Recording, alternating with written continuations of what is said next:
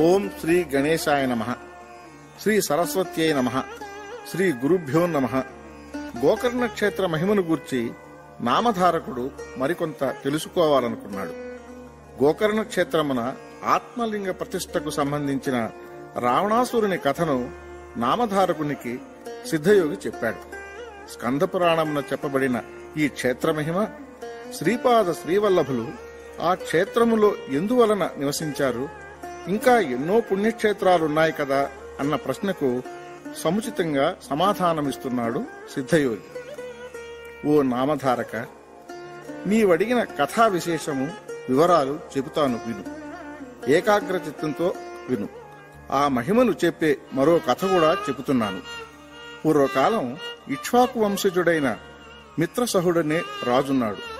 ఆ రాజు సర్వధర్మ నిరతుడు, ప్రతాపవంతుడు కూడా. సకల ధర్మజ్ఞుడు, వివేకవంతుడు, వేద ధర్మ నిరతుడు, 1000 మాటలెందుకు సకల సద్గుణ సంపన్నుడు. ఆ రాజు ఒకనాడు వేటకు వెళ్ళాడు. ఎన్నో క్రూర మృగాలు నిండిన అడవిలో ప్రవేశించాడు. భయంకరమైన ఆ అరణ్యంలో భీకరాకారుడైన ఒక రాక్షసుని చూశాడు.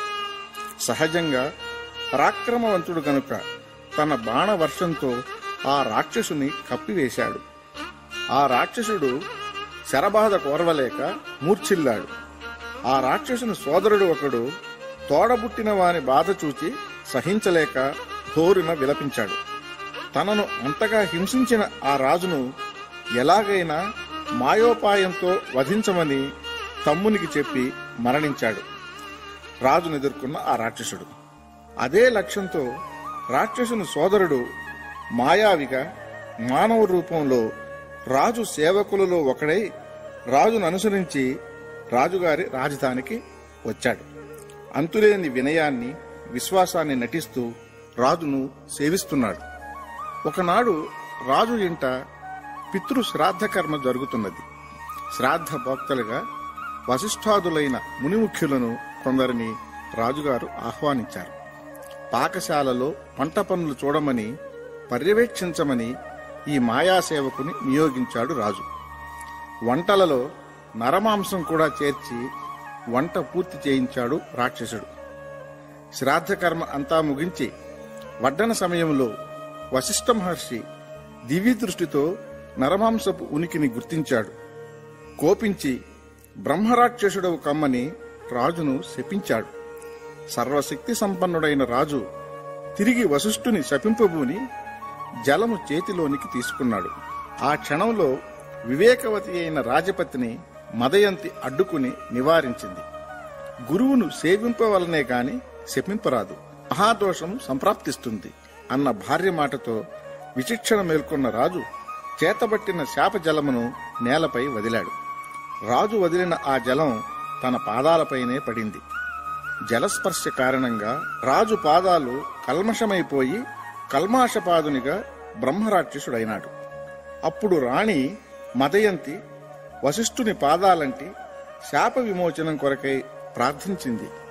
మనసు కరిగిన వశిష్ఠుడు రాజు 12 సంవత్సరములు మాత్రం బ్రహ్మరాక్షసుడై చరించి ఆ పైన శాప విముక్తుడవుతాడని అనుగ్రహించాడు. శాపగ్రస్తుడైన రాజు బ్రహ్మరాక్షసుడై అడవులలో తిరుగుసాగాడు. ఎన్నెన్నో జంతువులను, మనుషులను కూడా చంపి తినసాగాడు. ఒకనాడు కర్ణవశాన బ్రాహ్మణ దంపతులు ఆ దారిన నడుస్తున్నారు. పొంచి ఉన్న బ్రహ్మరాక్షసుడు బ్రాహ్మణునిపై పులిలా దూకి పట్టుకున్నాడు. బ్రాహ్మణ పత్ని రాక్షసుని ఎంతగా వేడుకున్నా కరగకుండా ఆమె చూస్తుండగానే బ్రాహ్మణుని చంపి తినేశాడు. బ్రాహ్మణ పత్ని భరించలేని వేదనతో రాక్షసుని, నీ శాప విమోచనం జరిగిన నీ భార్యతో సంగమిస్తే మరణిస్తావని శపించింది. భర్త అస్థికలను ఏరుకుని సహగమనం చేసింది. కల్మాషపాదునికి శాప విమోచనం జరిగింది. కాని శాపం కారణంగా భార్యతో సహజీవనం చేయలేకపోయాడు. ఆమెతో జరిగినదంతా చెప్పి తాను మరణిస్తానన్నాడు. భార్య అతని ప్రయత్నాన్ని నివారించింది. సంతానం లేకపోయినా నాకు చింతలేదన్నది. విధిలేక తన మనసునే సరిపెట్టుకున్నాడు. తరువాత రాజు రాక్షస రూపంలో తాను చంపిన బ్రాహ్మణునికి సంబంధించిన బ్రహ్మహత్యా దోష నివారణ కోసం జ్ఞాన వయోవృద్ధులైన పురోహితులను మంత్రులను సమావేశపరిచి వారితో చర్చించాడు. తనను వెంటాడుతున్న బ్రహ్మహత్యా పాతకం గూర్చి చెప్పాడు. అప్పుడు వారంతా తీర్థాటన చేస్తే పాప పరిహారం జరుగుతుందన్నారు. వారి సలహా ప్రకారం సకల తీర్థాలు తిరిగాడు రాజు. కాని బ్రహ్మహత్యా పాతకం మాత్రం విడువలేదు.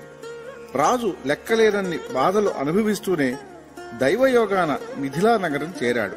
అక్కడ మునివర్యులతో కూడిన మహామహిమాన్వితుడైన గౌతమ మహర్షిని సందర్శించాడు. ఆ మహర్షి పాదాలపై వాలి దుఃఖించాడు రాజు. తన మనోవేదనను, తనకు వచ్చిన ఆ తీరని కష్టాన్ని చెప్పుకున్నాడు. అంతా విన్న గౌతమ ముని చక్కని తరుణోపాయం చెప్పాడు. గోకర్ణ క్షేత్రం గురించి వివరించాడు. సకల మునిసేవితమైన ఆ క్షేత్ర దర్శనంతో బ్రహ్మహత్యా పాతకం నశిస్తుందని చెప్పాడు. మృత్యుంజయుడైన శంకరుని దర్శనంతో రాజు తరింపగలడని ముని అభయమిచ్చాడు. సర్వశ్రేష్టమైన ఆ క్షేత్ర మహిమను సవివరంగా చెప్పాడు గౌతముడు. ధర్ముడు క్షేత్రపతి, దుర్గా, శక్తి మొదలైన తమ పేర్లతో దేవతలే ఇక్కడ లింగ ప్రతిష్ఠ చేశారని తెలియచేశాడు. గోకర్ణం ఉత్తమ క్షేత్రం. ఇక్కడ అడుగడుగున పాషాణలింగాలు కనిపిస్తూ పాషాణముల వంటి కరుగని కల్మషాలను సైతం పోగొట్టుతాయి. కృతయుగంలో శ్వేతలింగం, త్రేతాయుగంలో లోహితలింగం, ద్వాపరయుగమున పీతవర్ణలింగం, కలియుగమున కృష్ణవర్ణలింగం ఉంటాయి. సప్త పాతాళముల క్రిందకు వ్యాపించిన మహోన్నత లింగం మృదు రూపమై సూక్ష్మ రూపమున కనిపిస్తుంది. పశ్చిమ సముద్ర తీరాన గోకర్ణ క్షేత్రమున్నది. సకల పాపహరము, సకల శుభావహము అయిన ఈ క్షేత్రమును దర్శించి ఇందు కొలువైన మహాబలేశ్వరుని దర్శించమన్నాడు గౌతముడు. అంతటితో రాజుకు సందేహ నివృత్తి కాలేదు. ఆ విధంగా నీకు తెలిసి పాప విముక్తి నొందిన వారుంటే తెలియ చెప్పమని గౌతముని ప్రార్థించాడు రాజు. గౌతమ మహర్షి అటువంటి కథనొక దానిని చెప్పడం మొదలుపెట్టాడు. ఓ రాజా, విను. 1000 మంది మహాపాపాత్ములు ఈ క్షేత్ర దర్శనంతో ముక్తులై ధన్యతనొందటం నాకు తెలుసు.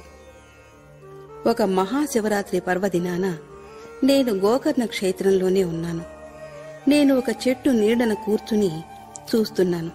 రోగపీడితయై దాదాపు మృత్యుఛాయలో ఉన్న చండాల స్త్రీ ఆ దారిన నడువలేక నడుస్తూ వస్తున్నది. వార్ధక్యము, రోగము, ఆకలి వంటి నిండా వ్రణాలు. ఆమె బాధ చెప్పనలవి కానిది. దాదాపుగా అవి ఆమెకు ఆఖరు క్షణాలే. ఎలాగో చెట్టు నీడకు చేరుకుని మెల్లగా చెట్టు నీడలో చేరబడి కొద్ది క్షణాలలో ప్రాణాలు వదిలింది. ఇంతవరకు మామూలు కథే. ఇక ముందు జరిగే కథే అద్భుతమైన అసలు కథ. ఆకస్మికంగా దివ్య విమానమొకటి నా ఎదుటకు వచ్చి ఆగింది. అందుండి శివమూర్తులైన శివదూతలు దిగివచ్చారు. మరణించిన చండాల స్త్రీని ఎక్కించుకొని వెళ్లబోతున్నారు. ఆగలేని మనసుతో వారిని ఆమె అంతటి గౌరవానికి అర్హురాలా అని ప్రశ్నించాను. అప్పుడు వారు ఆమె పూర్వజన్మ గాథను చెప్పారు. గత జన్మలో ఒక బ్రాహ్మణ కన్య ఆమె. పేరు సౌదామిని.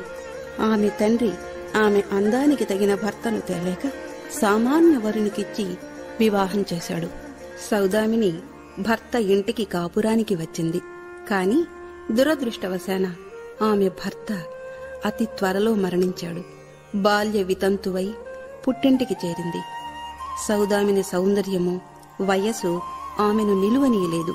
తన సౌశీల్యమునంతగా ఆమె గణించలేదు కూడా. ఆమె ప్రవర్తనకు విసిగిన కన్నవారే ఆమెను వెలివేశారు. బంధువులు అలాగే చేశారు.